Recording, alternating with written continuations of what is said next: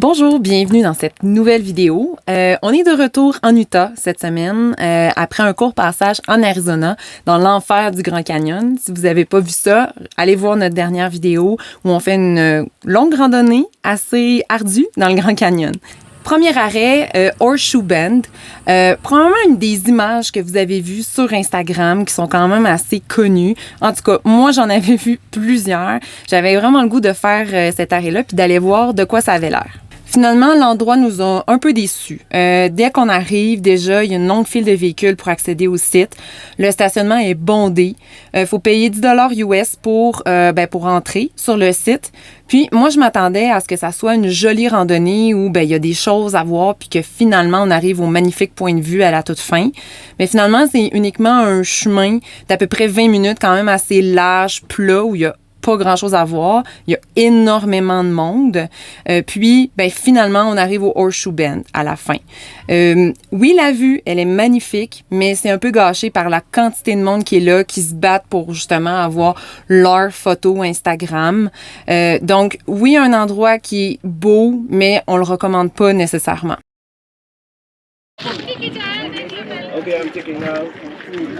Très jolis endroits. Peuplé de touristes. J'ai jamais vu ce festival. C'est son tour. Elle va-tu pogner dans le vent puis tomber en bas? On dirait que je comprends pas, genre, comment elle peut se prendre en photo avec ça. Puis qu'est-ce qu'elle fait?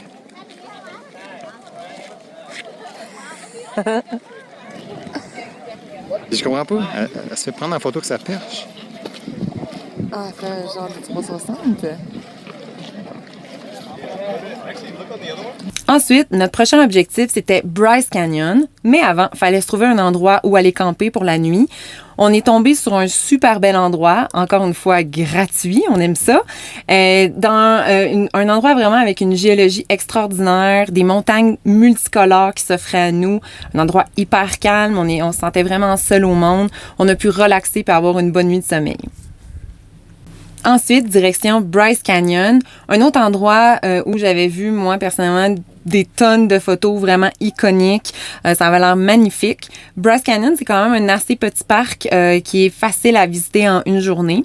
On s'est attaqué à une toute petite randonnée, mais qui semblait magnifique, où on zigzague et on descend tranquillement dans le canyon. C'était vraiment très, très beau. Il y avait des arbres dans le cœur du canyon qui poussent entre les roches. Vraiment un endroit extraordinaire, surtout par rapport aux couleurs puis aux formes géologiques qu'on peut y observer.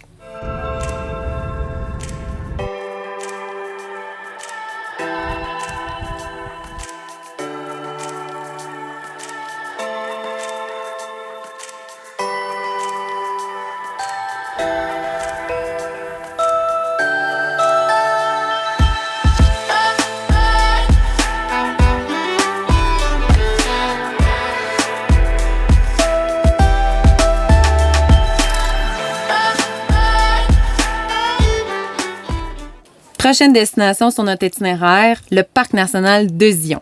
Mais en sortant de Bryce Canyon, on était affamés, puis aussi, il fallait se trouver un endroit où dormir. Donc, on a fait un arrêt dans un restaurant. Ça faisait longtemps quand même qu'on s'était payé un bon restaurant. Ça a vraiment fait du bien. On avait très hâte au parc national de Zion. Déjà en entrant, il y a des murs de roches incroyables, la végétation est particulière. Vraiment, les paysages qui s'offrent à nous sont magnifiques, ça déçoit pas du tout. On venait dans le parc de Zion pour notamment venir faire une randonnée très célèbre qui s'appelle Angel's Landing. Cette randonnée-là est célèbre parce que notamment, elle a la réputation d'être la randonnée la plus dangereuse des parcs nationaux américains. Faut savoir que Angel's Landing fonctionne sous un système de loterie. Comme plusieurs randonnées et attractions des parcs nationaux américains, en fait, faut vraiment participer, s'inscrire en ligne pour pouvoir accéder à Angel's Landing. Puis, Angel's Landing, en fait, c'est une portion d'une randonnée beaucoup plus grande qui s'appelle la Grotto Trail. Puis, en fait, Angel's Landing, c'est la portion où là, il faut participer à une loterie, il faut avoir un permis, et c'est la fameuse portion qui est dangereuse. Le système de loterie a été appliqué parce qu'en fait, dans les dernières années, il y avait juste trop de visiteurs qui se rendaient sur place. Alors là, imaginez, vous descendez une montagne qui est hyper à pic, puis des deux côtés, c'est le vide. Et là, vous rencontrez des gens, ça peut devenir hyper dangereux, puis c'est de là qu'elle tient sa réputation. À ce qu'on a vu, le système de loterie, c'est merveilleux. En fait, ça marche super bien parce que oui, il y a du monde sur le site, mais c'est quand même très, très, très limité. Puis on est capable de faire l'ascension et la descente sans croiser trop de gens. Puis aussi, les gens, ils sont très respectueux, honnêtement. Les gens attendent beaucoup, se laissent passer et tout. Fait que ça fait que la randonnée, quand même, au final, elle est assez sécuritaire. Donc, vous comprendrez qu'on a été chanceux. La veille, on avait participé à la loterie et puis on a gagné notre place, donc on était très contents de pouvoir faire la randonnée. Donc, on s'attaque à la première portion de la randonnée qui, ma foi, est très éreintante. Honnêtement, ça monte à pic. Puis, il y a une portion qui s'appelle Walter's Wiggles et qui porte très bien son nom. En fait, c'est vraiment, on monte en zigzag sans arrêt et c'est hyper à pic, même que c'est limite glissant, tellement que c'est à pic. C'est vraiment essoufflant. On arrive sur le premier plateau, puis déjà, on a les jambes quand même assez ramollies.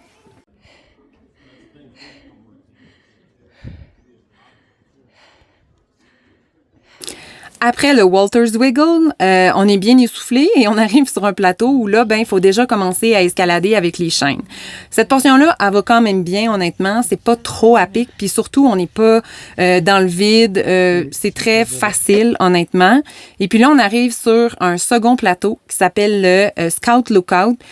Et puis là, on regarde devant nous et on comprend ce qui nous attend.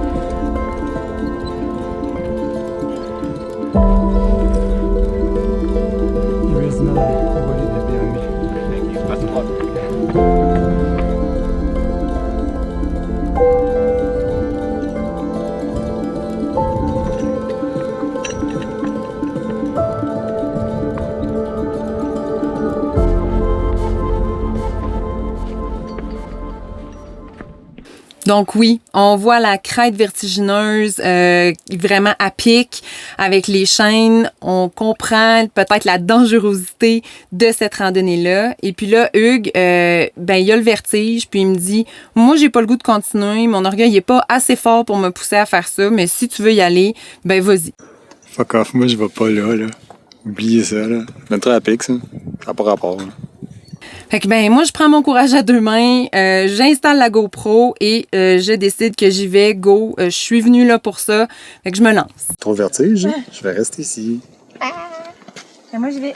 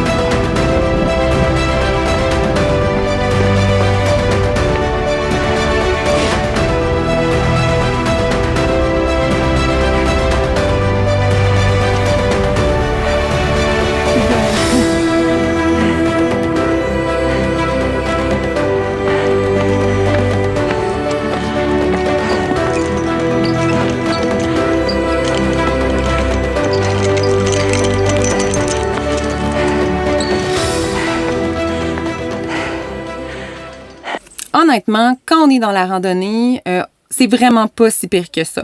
Le sentier est quand même assez large. On voit pas tant que ça en bas. Il y a peut-être une petite portion où je me suis dit, oh boy, OK, le vide est là. Mais sinon, ça va quand même plutôt bien. Puis étant donné qu'on monte toujours, on se rend pas trop compte de la possibilité de tomber en bas. Donc, de ce point de vue-là, ça va bien. Par contre, je vous mentirai pas, c'est quand même une randonnée qui est hyper physique. On est toujours en train de monter, on escalade. Faut quand même utiliser notre haut de corps, notre bas de corps pour se pousser, pour monter après les chaînes. Fait que c'est surtout une randonnée physique au final et non tant dangereuse. Fait qu'il faut quand même être en forme pour pouvoir le faire. Never ends.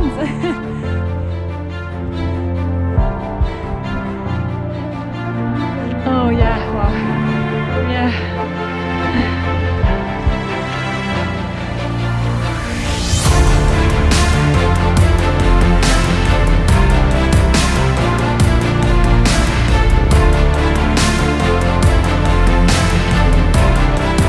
L'ascension en tout et pour tout, honnêtement, j'ai peu pris de pause. Ça l'a pris entre 20 et 25 minutes. Mais oui, je suis arrivée au sommet, j'étais à bout de souffle, j'avais chaud.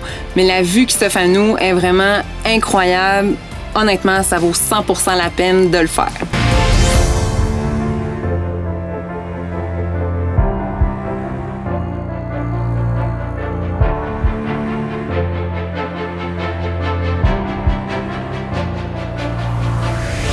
Et puis là, ben, c'est pas fini parce qu'il faut redescendre. Puis honnêtement, c'est peut-être plus en descendant qu'on comprend toute la hauteur qu'on a pris puis qu'on réalise la vallée qui est en bas. Puis c'est peut-être même plus là qu'on a peur que lors de la montée. Ensuite, ben, on est allé faire la randonnée de Narrows.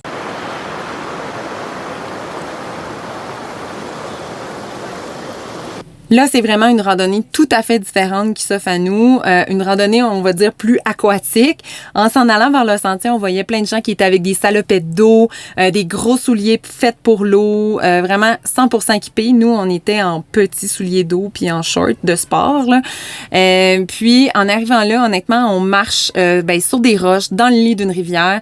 Moi, c'était moins ma tasse de thé, puis là, Hugues était heureux comme un poisson dans l'eau. Moi, je glissais, je déteste ça, marcher dans une rivière où on peut glisser à tout moment. J'avais mon appareil photo et tout ça, fait que j'ai laissé Hugues aller. Fait que c'était chacun notre tour dans la journée, puis lui, ben, il est allé s'amuser dans l'eau. Un autre triton. Voilà, c'est tout pour aujourd'hui. Dans la prochaine vidéo, on fait un contenu un peu spécial, on répond à la demande générale et on vous fait faire un tour de notre campeur. Et on vous montre comment on s'organise pour les tâches quotidiennes, telles que faire du lavage, se remplir en eau, cuisiner.